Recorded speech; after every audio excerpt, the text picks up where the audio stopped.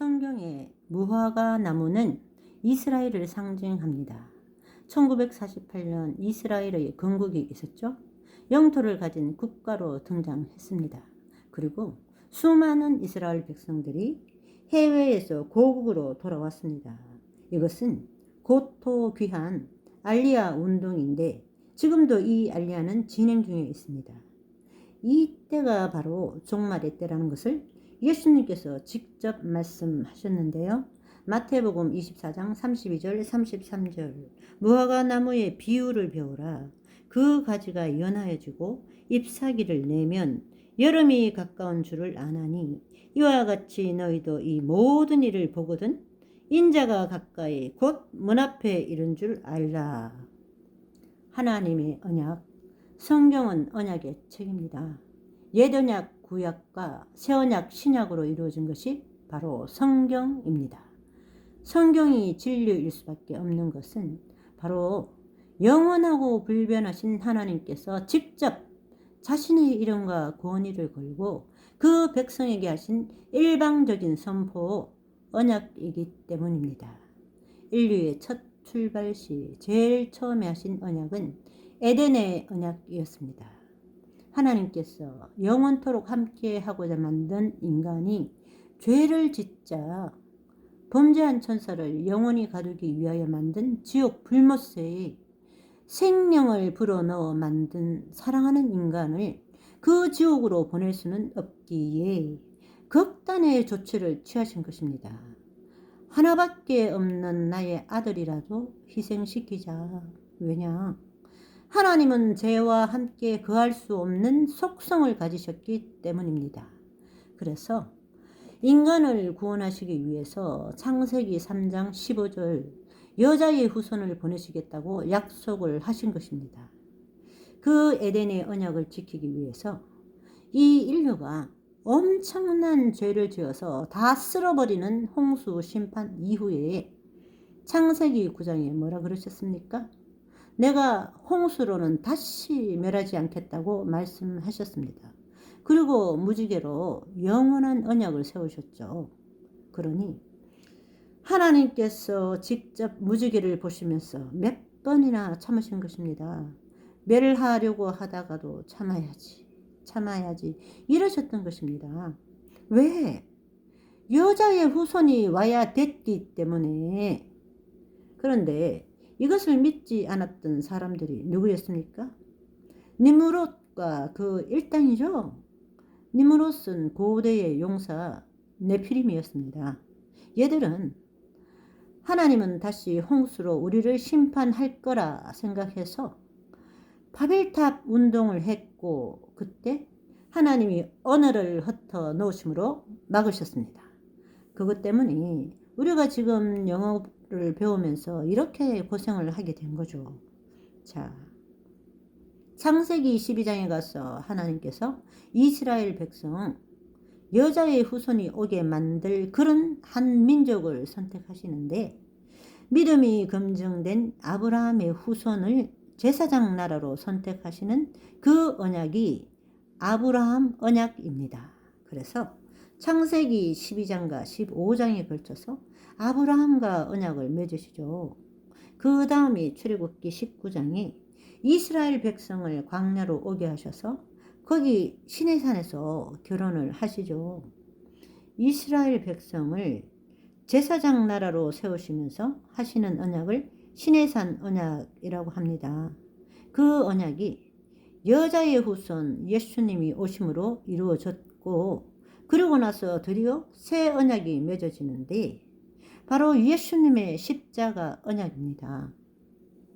내 말을 듣고 또 나를 보내신 이를 믿는 자는 영생을 얻었고 심판에 이르지 아니하나니 사망에서 생명으로 옮겼느니라.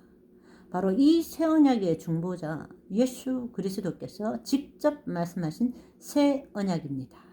우리는 이 새 언약을 믿는 사람들이죠. 그 다음에 이루어질 언약이 있어요. 아직 이루어지지 않은 언약이죠. 뭔가요? 계시록 22장의 재림 언약입니다. 보라, 내가 속히 오리니 내가 진실로 속히 오리라 주님께서 말씀하셨죠. 자, 이 세상의 끝날에 마침내 그 언약대로 인류를 죄에 빠지게 한 주범인 사탄과 그 추종 세력들을 진멸하러 심판하러 오신다는 심판의 언약입니다. 그런데 재림 전에 세상의 종말을 알리는 가장 중요한 사인이 뭐라고 말씀드렸죠? 이스라엘의 회복이라 그랬죠. 에스겔 39장 27절 28절 내가 그들을 만민 중에서 돌아오게 하고 적국 중에서 모아내어 많은 민족이 보는 데에서 그들로 말미암아 나의 거룩함을 나타낼 때라. 전에는 내가 그들이 사로잡혀 여러 나라에 이르게 하였거니와 후에는 내가 그들을 모아 고국 땅으로 돌아오게 하고 그 한 사람도 이방에 남기지 아니하리니 그들이 내가 여호와 자기들의 하나님인 줄을 알리라. 이렇게 했을 때 여기 고국 땅으로 돌아오게 하는 게 일반인들은 이야기하는 것이 아니죠. 이스라엘 민족입니다. 이 이스라엘 민족을 한 사람도 이방에 남기지 않겠다는 말씀입니다. 그 언약은 이스라엘 회복 언약입니다. 그래서 이것을 통해서 하나님께서 다시 영광스러운 나라 메시아가 다스리는 그 나라를 다시 세우겠다는 언약을 하셨습니다. 자, 지난 2000년간 교회를 통해서 이방인 구원의 역사가 이제 거의 완성 단계에 이르렀는데요. 앞서서 살펴본 대로 AD 70년에 역사와 지도상에서 사라진 이스라엘이 무려 1900년 만에 건국되어서 실제 역사와 지도상에서 다시 출현함으로써 그 약속이 실제 성취가 되고 있습니다. 무슨 뜻이죠? 주님의 재림이 임박했다는 뜻입니다. 내가 여호와인 줄을 열국이 알리라. 이 뜻은 하나님 언약을 지키시는 분이라는 것은 이스라엘뿐만 아니라 온 열방 민족이 다 알게 될 것이라는 것입니다. 구약과 신약의 거의 모든 언약이 성취되었습니다. 앞으로 성취될 언약이 두 가지가 남아있는데 하나는 지금 진행 중인 이스라엘 회복의 언약과 그리고 앞으로 오게 될 예수님의 심판의 재림 언약입니다.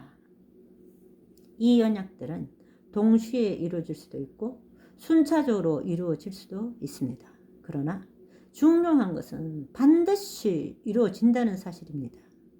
수천 년 전의 약속도 기억하시고 그것을 지키시는 하나님, 그 하나님은 자신의 이름의 명예를 걸고 반드시 그 약속을 지킬 것입니다. 그런데 더 중요한 것이 있습니다. 그 신실한 하나님의 언약에 따르는 포상은 결코 아무에게나 주어지지 않는다는 사실입니다. 그것은 약속이 지연되고 절망적이고 암울한 상황에도 불구하고 끝까지 순종하고 믿음을 지키는 자들에게만 주어지는 상급입니다. 기다림이라는 것은 믿음의 또 다른 표현입니다.